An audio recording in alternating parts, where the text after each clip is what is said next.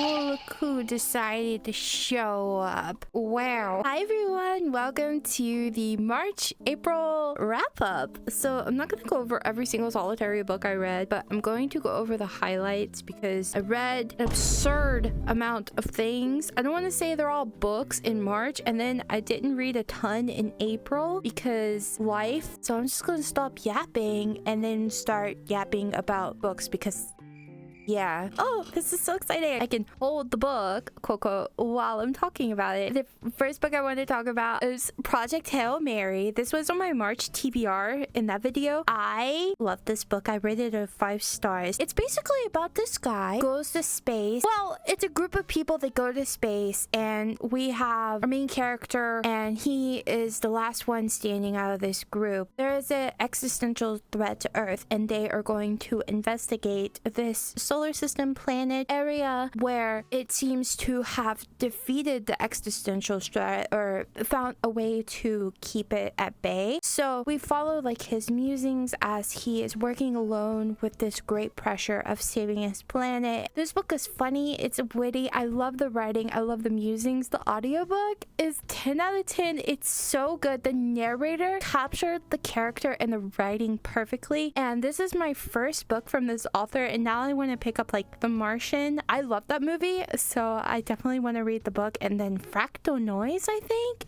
Those are 2 that I really want to pick up because I enjoyed this so much, and I've been loving books about space. So that also takes me to the next book I want to talk about. This one is Orbital by Samantha Harvey. Now this one is a pretty divisive book, and I honestly would not recommend this book if you don't like stories that don't really have a plot and they're kind of meandering in the way that they're told. We have some astronauts that are going on one of the last space missions on something that that is, I guess, the equivalent of the ISS, the International Space Station, but it's never explicitly called that in this book. But they're going up there, they're doing experiments like on rats, and they're tracking a typhoon on Earth. Basically, this is just their thoughts as they orbit around the Earth. There's some beautiful writing in this book about how humans construct these invisible barriers, and when you're up there, you don't see all the troubles and strifes that people down on Earth go through. We get their personal thoughts and meandering thoughts about what it is to be human, and it also goes into whether or not their dream of being a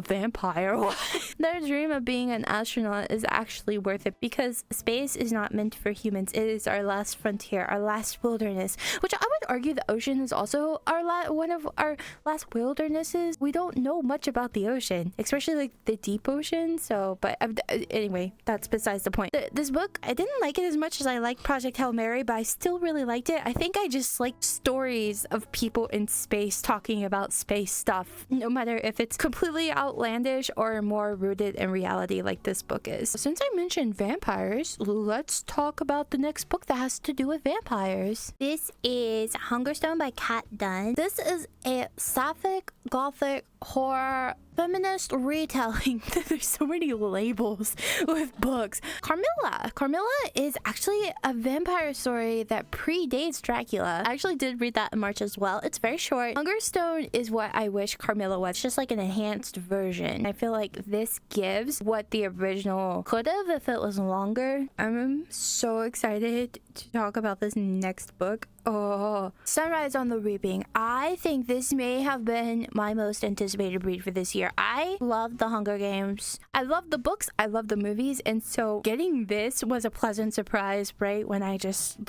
got back into reading on a super regular basis. So this was a treat to read. Haymitch is one of my favorite characters from The Hunger Games. Susan Collins is such a good writer, because if you read The Hunger Games and then you go and read this, you start putting 2 and 2 together, like where Haymitch calls Katniss sweetheart and stuff like that. And basically this book is Haymitch's Hunger Games. The messaging in this book is about propaganda. I think this came out at a very perfect time too. Read The Hunger Games first, then read The Ballad of Songbirds and Snakes, and then read this, and then you'll get all of the why everyone was freaking out when they were reading this. Okay.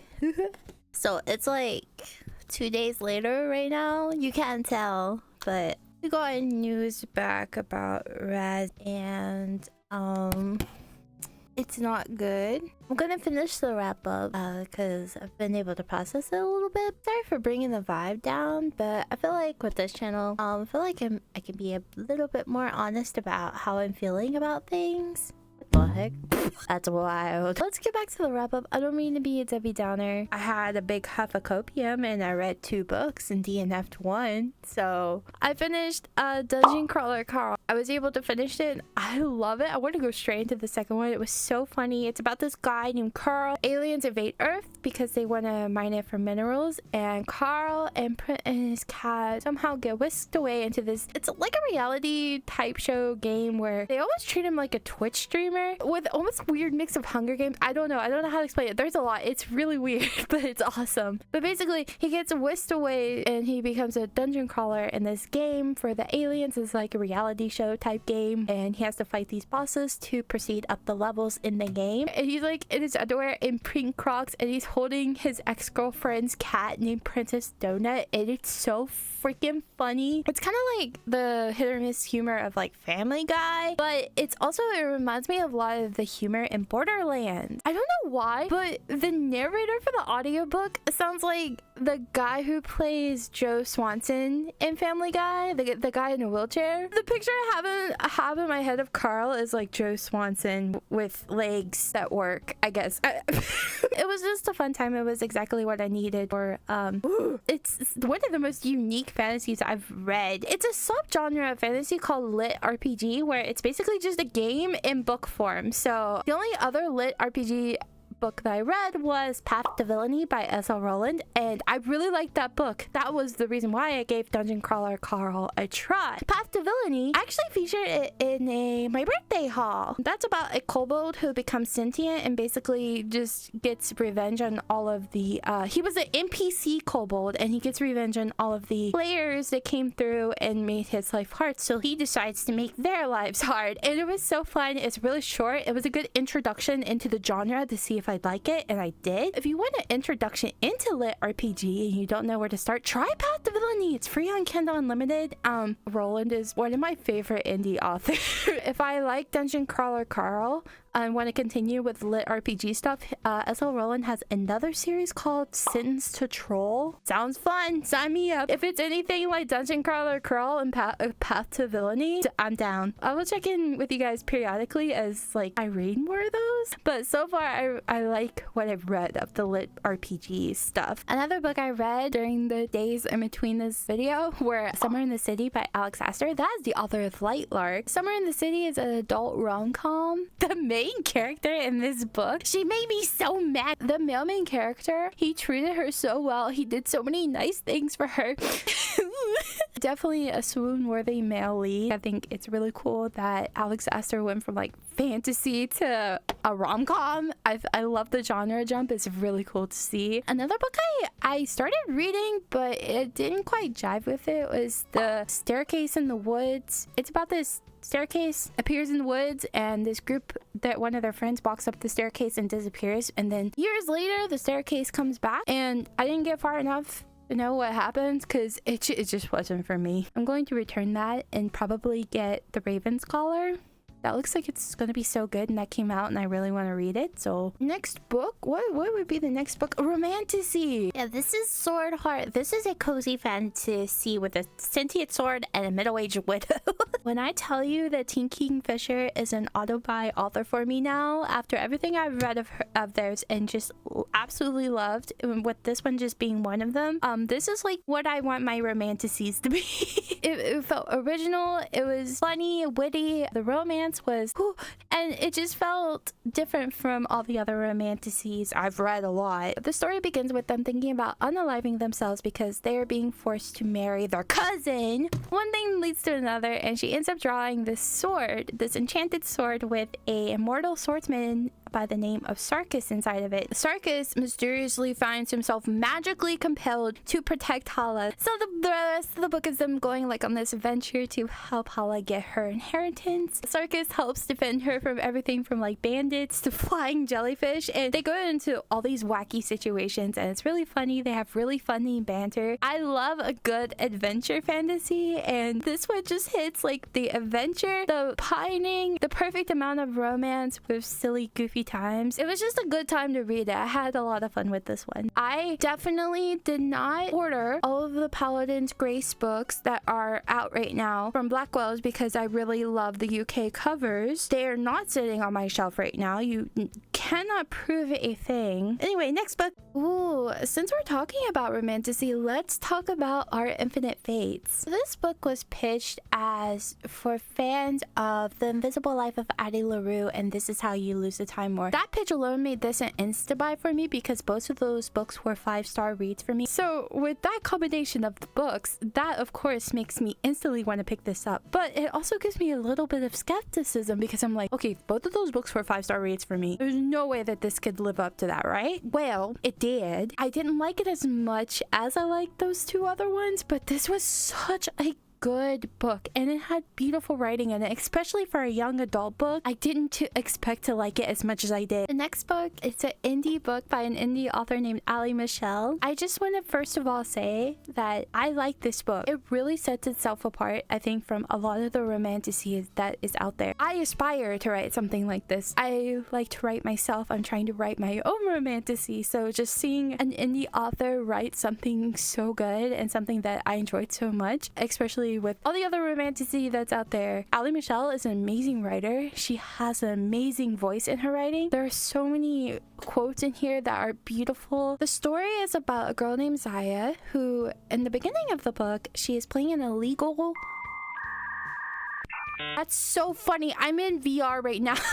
I'm reviewing a book about VR in VR. Anyway, the book starts out with Zaya. She's playing an illegal VR game to win her freedom. Her mother has passed away and her father is not good to her. Basically, she just wants to win her freedom and like money to get out of the bad situation that she's in. The VR game is set in a land called Lemuria, and in this game, Zaya finds the key to the actual Lemuria, which is actually real. So this is like kind of almost like a Portal fantasy as well. So we follow Zaya and her friend Hiro to Lemuria, and we find out a lot of like bombshells about her character and her story. When Zaya gets to Lemuria, she finds herself in a world of fae and dragons and magic and princes and kings. Zaya finds herself in a love triangle, and I normally do not like love triangles, but it's done really well in this book. The only thing that I have to say about this book is that I kept feeling like at the beginning of the book I was finding out so many bombshell informational things about the characters before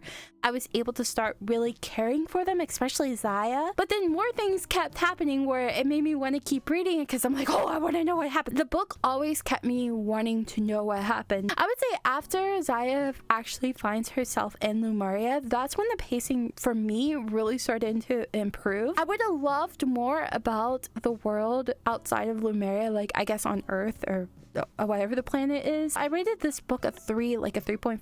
I really enjoyed it and highly recommend if you want a No Spice original. I'm going to keep following this series because I want to know what happens next. So as you know, this is my year to read The Wheel of Time. I'm hoping that I'll be able to finish the whole series by the end of the year, including the prequel, but I'm only on book 2 right now, so I really need to get a heads up on that. I don't want to talk about the plot of this book because it'll spoil the first book if I start talking about this book, because it continues the character arcs and their journeys from the first book. So basically in the first book, The Great Hunt, we are introduced to this town called Two Rivers, and there's a great cast of characters. We follow Rand and Egwene and a whole bunch of other cast of characters. Those two are just my favorite characters. That's why I mentioned them specifically. Their village gets attacked, and they are helped out of the village with the guidance of Morgaine, who is part of the Morgaine. She is the Aes Sedai. She's a powerful magic user, and only women in this world can use magic. Men can use it too, but it makes them go a little wonky, and basically the Aes Sedai off any male that they find that can use the one power. So just beware if you ever get isekai'd into this world. Morgaine is trying to find the chosen one, the dragon, to help defeat the dark one, and the story is just continuing in the Great Hunt. I was wondering because there's a storyline with Egwene that I was scared to read because I knew it would be really hard to read. If you've seen the show, you'll probably know what I'm talking about, because this isn't really a spoiler. She travels to a land where not so good things happen to ladies. That could be a number of things. That's not a crazy spoiler, I hope, if you're wanting to read this. And I was afraid it would be hard to read, and I didn't expect it to pop up in this book. So, yeah. But yeah, thank you guys for watching my March. I'm gonna name every month before I get this outro right. Thank you guys for watching my March and April reading wrap up. I got it. Subscribe if you like bookish content. Thank you so much for watching. I'll see you. Bye bye.